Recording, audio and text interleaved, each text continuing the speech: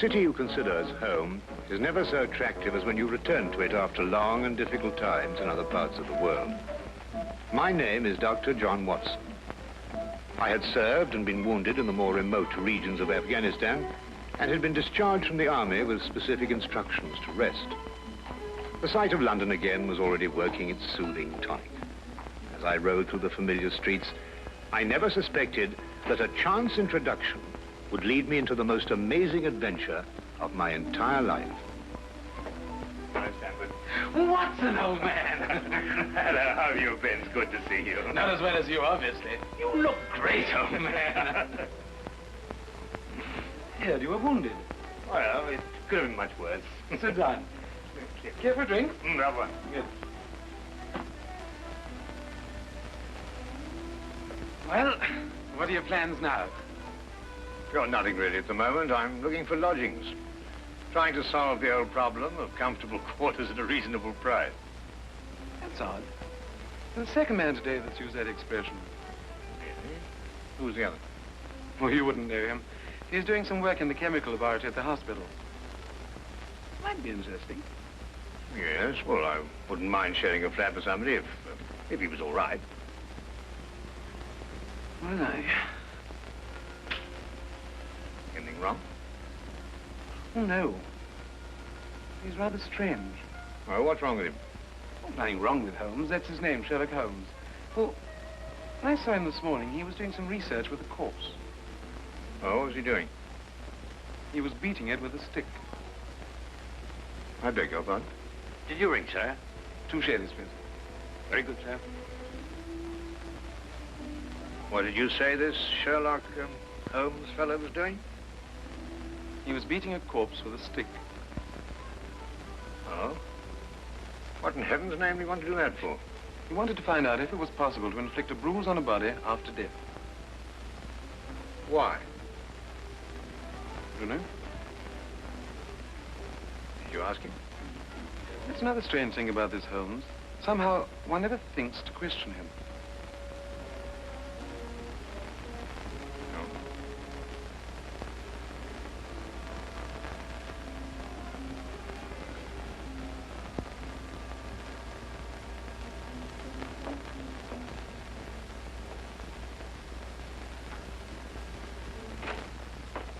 It works. It really works. You realize you've just entered the greatest chapter in the history of forensic medicine. You're Dr. Watson. Yes, I am. What works? A foolproof test for hemoglobin. You realize what this means, of course. No, I don't. You must be Sherlock Holmes. It will create a revolution in criminal investigation. Yes, I'm Holmes. How did you know I was Watson? Because you've just come back from Afghanistan. How do you do? How you do? How did you know I'd just come back from Afghanistan? Well, it's written all over you. The problem has generally been that a man is suspected of a crime months after the crime is committed. Then when they find bloodstains on objects of clothing, they can't be sure if it's blood, mud, or rust stains. But this solves the whole thing, of course. Oh, of course. Of course. Stanford told me you're looking for someone to share a flat you'd found. You know, if this test had been in existence a year ago, it would have meant that von Bishop of Frankfurt would most certainly have been hung. And that goes for Mason of Bradford, Muller and O'Fay, naturally. Naturally. Who are these people? Did you know, I'm delighted to meet you, Watson. I think you'll like the flat. It's in Baker Street, by the way. Oh, we could pop round this afternoon and have a look at it if you care. Yes. Oh, yes, rather. I'd like that. Good. Did you mind if I play the violin? No, go right ahead. No, I don't mean now. I mean when we're sharing the flat. Oh, no, of course not. I like a bit of good music. Oh, good. I'm not very good. Oh.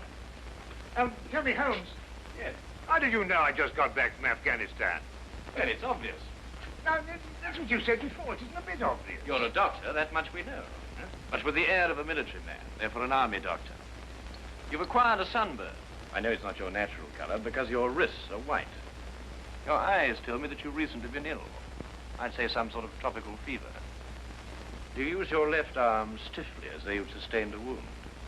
Now the problem becomes, where would an army doctor have contracted a fever, sustained a wound? The answer, my dear Watson, is in the present campaign in Afghanistan, naturally. Naturally. Of course, it's obvious. Naturally. We examined the rooms at 221B Baker Street that afternoon and promptly moved in on the following day. I had, at this point, known Sherlock Holmes for only 24 hours. But the man's fantastic powers of perception, coupled with the almost unpredictable personality I'd ever encountered, kept me in a state of constant surprise when I wasn't being shocked. It was unbelievable, the things he knew and the things he didn't know. Now, really, my dear Holmes, you mean to tell me you didn't know that the Earth moved round the sun? Really? But every school child knows that. Well, now I know it, too. And I shall promptly proceed to forget it. But why? Yes. Why? Why should I remember it? Well, because it's a natural phenomenon. Well, is it important? Does it affect us? If you told me the Earth went round the moon, would it make any possible difference to our way of life? Well, if you put it that way, no. Then it's useless information, and I shall do my best to forget it. I advise you to do the same. At times, I thought the man was joking and simply having a bit of fun at my expense. But I soon learned that he was in dead earnest. I also, unknown to him, made a brief classification of the man's knowledge. Literature? Nothing. Philosophy? Nothing. Astronomy? Nothing. Politics? Disinterested. Botany? He knew everything there was to know about poisons and absolutely nothing about practical gardening. Chemistry? Profound. Sensational literature? Without question, Sherlock Holmes knew the details of every horror perpetrated in the last 100 years.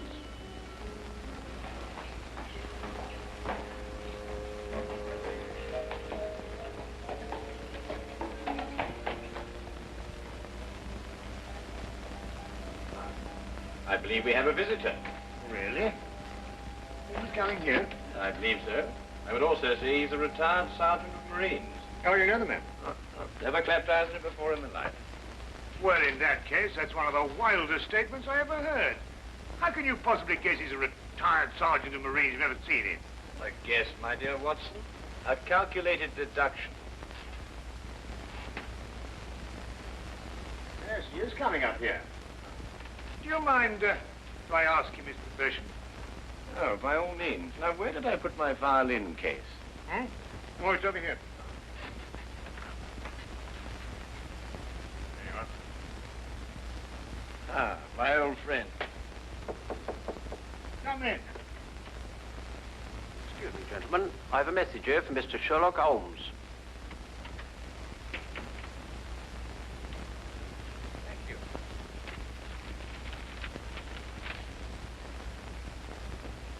Excuse me. Sir? Do you mind telling me your occupation? Not at all, sir. I'm a civil servant employed by the police department. Thank you. I just wondered. Not at all, sir. How long have you been with the police department? Just a year, sir. Before that, I was a sergeant in the Marines. Good day, gentlemen. How did you know? An interesting letter, Watson. A very interesting letter. Perhaps you'd like to come with me. Where? To catch a murderer, of course. Of course.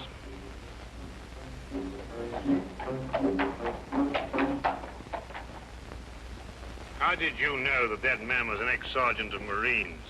Who? A messenger from the police. Oh, yes, the retired sergeant of Marines. That's what I said. Well, there's nothing mysterious about such observations, my dear Watson, but unfortunately, when explained, they lose their romantic order of mystery. My decision was based on observation and logical deduction. The man had a large anchor tattooed on the back of his hand. This was visible from our window. I admit I didn't notice it at the time, but since you mention it, I think there was an anchor. Oh, there was indeed. He also wore regulation sideburns and had a slight nautical roll. Thus, I judged him a Marine. Oh, guess, I grant you, but only a refinement of guesses one makes every day. Don't be so disgruntled, Watson. Test your own powers of observation. We are entering the perfect situation. No? What are we entering? A house that holds a murdered man.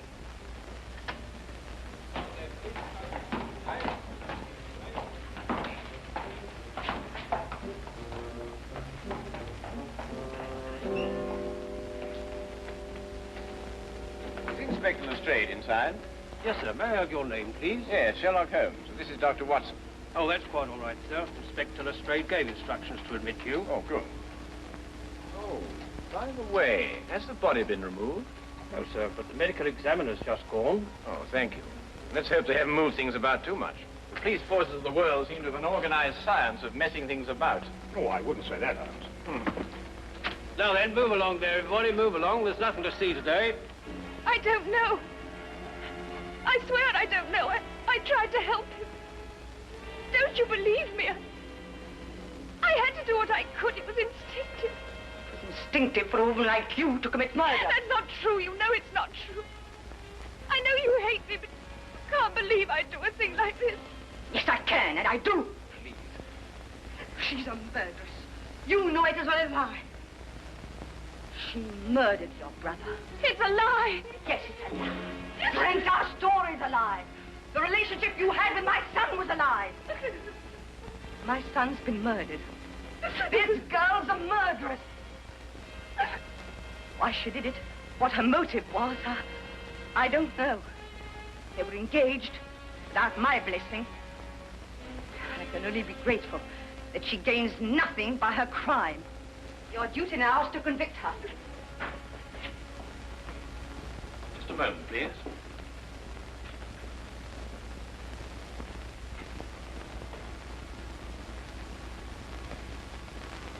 Notice the angle of incision, Watson.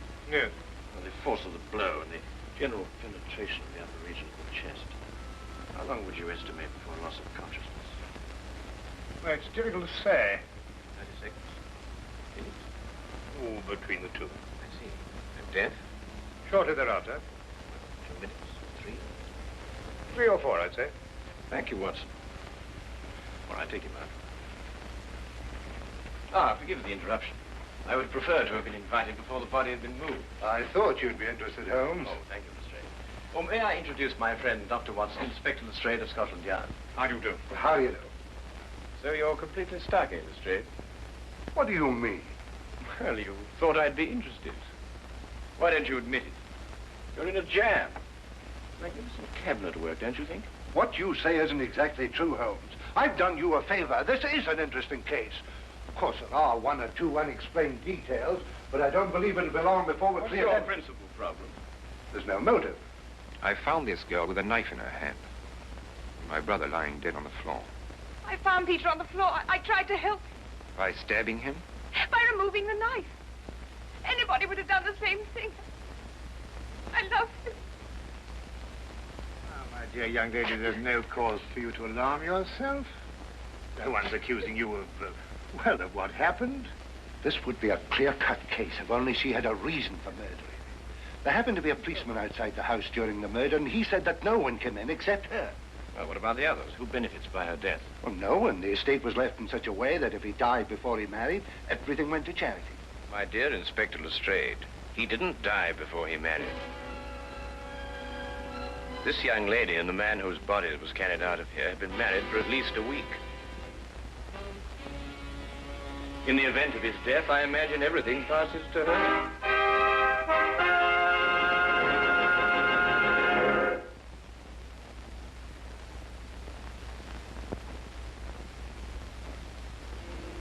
And now we return to the case of the Cunningham heritage.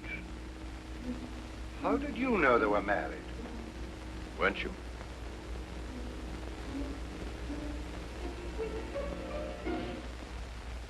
Yes, a week ago. Then you do benefit by my brother's death. You're his heir. I don't know if I am or not. I only know I didn't kill him. I swear I didn't. Where were you married? We went down to Brighton last weekend. Well, why didn't Peter say anything about it? I don't know. He asked me not to say anything, so of course I didn't. I'm afraid, young lady, I'll have to ask you to accompany me to headquarters. I understand.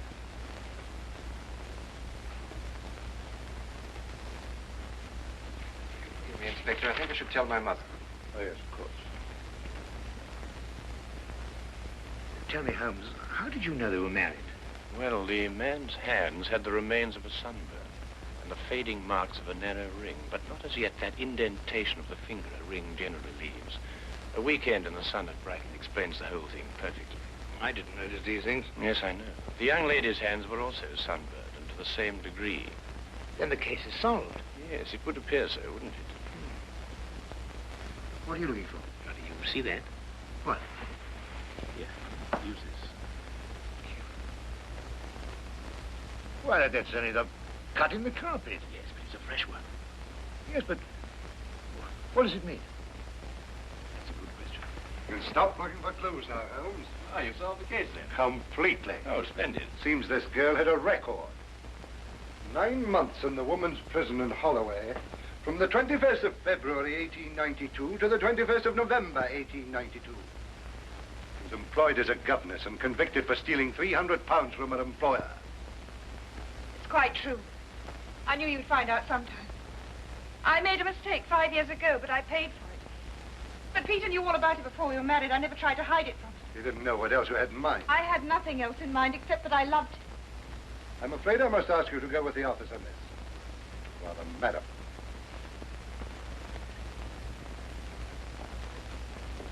Well, that's how I like my cases. Fast and simple. Oh, indeed. You must tell me some more about it. Well, there's nothing to tell, really. Her story was that Peter asked her to call here at 10 sharp. She arrived, found the door open for her, came in here and found him writhing on the floor with a knife in his chest.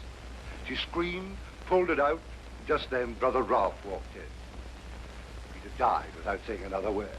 So she stabbed him for the inheritance and was caught in the act. Simple. Well, holding over long. Couldn't be simpler, could it, Watson? Oh, I still think it's a tragedy. Yes, but in my job, Dr. Watson, we run up against it all the time. Yeah? No, thank you. Well, I suppose you've had some amazing adventures. Yes, but one learns to have a real philosophy of life and get a good perspective. Yes, I suppose. But just the same, I think it's a pity. Just another case of a clever girl being too clever. The clever girl who intended to murder her husband, she certainly chose the most stupid possible way to commit the crime. What was that? Well, what's this? Checkbook. Oh, amazing deduction, Lestrade. Look. So Peter Cunningham drew a check for £1,000. 6 weeks ago, and 5 weeks ago, and 4, and 3, and 2, and that's all. Well? They're drawn to cash. Well, I don't get your point. He was a very rich man. Well, it's a great deal of cash. It was his own money. I suppose he could do what he liked with it. You may have hit the proverbial nail, Lestrade. Now, look here, Holmes. You're trying to start something that just doesn't exist. So, do you think so? I have a great deal of respect for your opinion, Holmes. But your trouble is that you can't leave things alone. If there isn't a mystery, you have to make one, or you're not happy. You're right, I'm not happy. There are marks on the carpet indicating a struggle. The man whose body was carried out of here was over 6 feet in height. If he had struggled with the girl who had left here, I don't think he'd have lost. She surprised him. Oh, but he was expecting her. That's her story. I'd say she sneaked up on him. What, had stabbed him in the chest? How do you sneak up on someone and stab him in the chest, Lestrade? Now, look here, Holmes. You're trying to start something, and I just won't stand for it. That girl's a jailbird, and she's guilty, and she's going to hang. And that's the end of the case. I see Inspector Lestrade is up to his usual mental gymnastics, trying to hammer square pegs into round holes. Well, Lord, it's been a great pleasure meeting you, Inspector. I warn you to keep away from that man, Holmes, or you'll be insane in less than a week.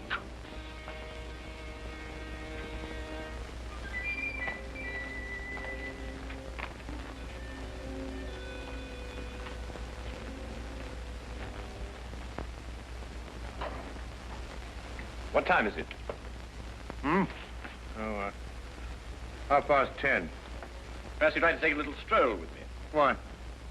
I'd like to investigate this afternoon's affair a bit further. Oh, yes. I'd like that.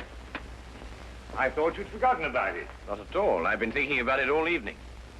Shall we go? Then we must exchange our thoughts en route. Where are we going? To the Cunningham house. I didn't know you'd made an appointment there. I didn't. Oh, well, who do you expect to see? No one, I hope. Well, I'm terribly sorry, Holmes, but I'm afraid I don't understand what you mean when you say you want to go to the Cunningham house and you just... You can't do that. What? Well, you can't break into the house. Why not? It's against the law, that's why not.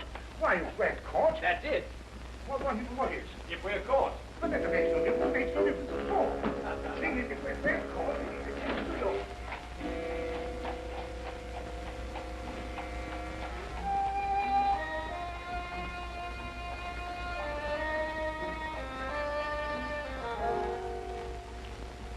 quickly now. But look, Holmes, we can't... Come on.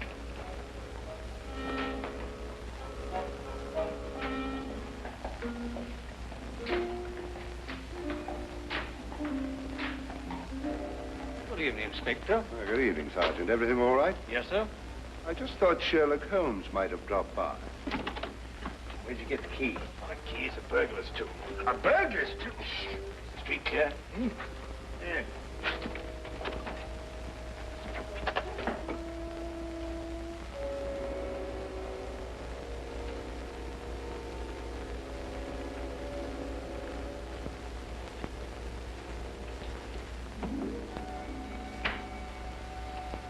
How do you know he's out? Because I had a spy watching the house. Go through that cabinet. What am I looking for? Well, papers, bank statements, anything to indicate passage of money from Peter Cunningham's account. Go on.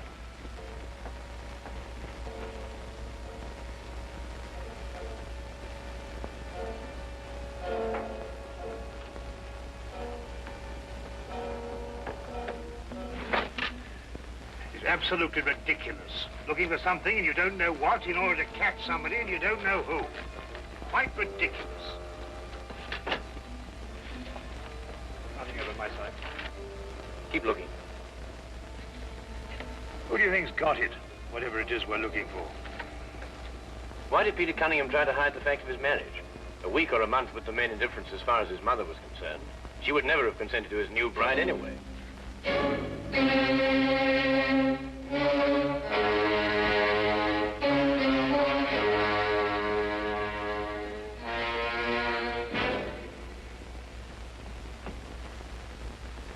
He married her to prove to me that my blackmail wouldn't stop him.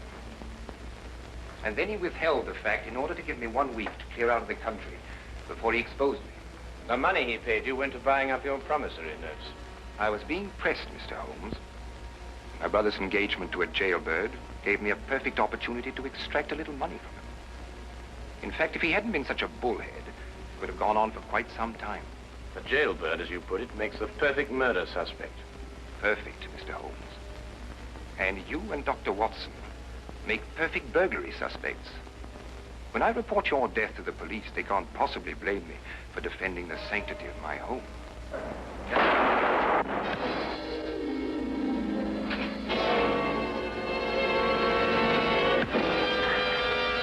Well done, Watson.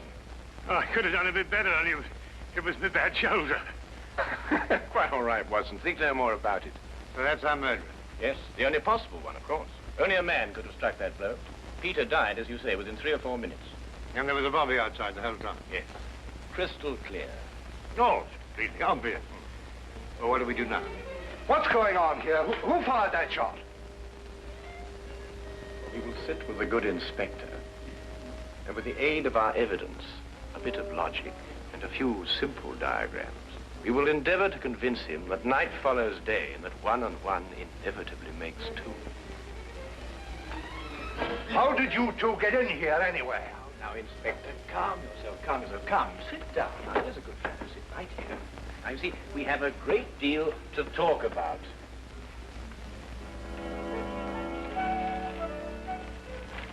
Also present with Inspector Lestrade was Dr. John Watson and a personal friend of the inspector's, Mr. Sherlock Holmes. This is ridiculous. It's fantastic. This isn't the way it happened at all. This will revolutionize investigation, Watson. This whole account is a lie. Fingerprints, Watson. That's the coming thing.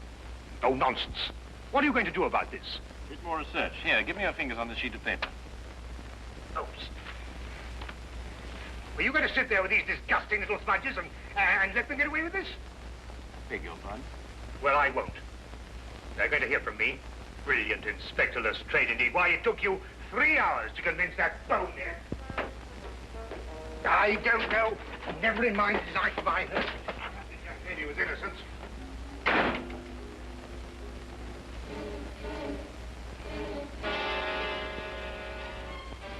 Oh. I wonder if he got more than a shoulder wound in Afghanistan. Oh.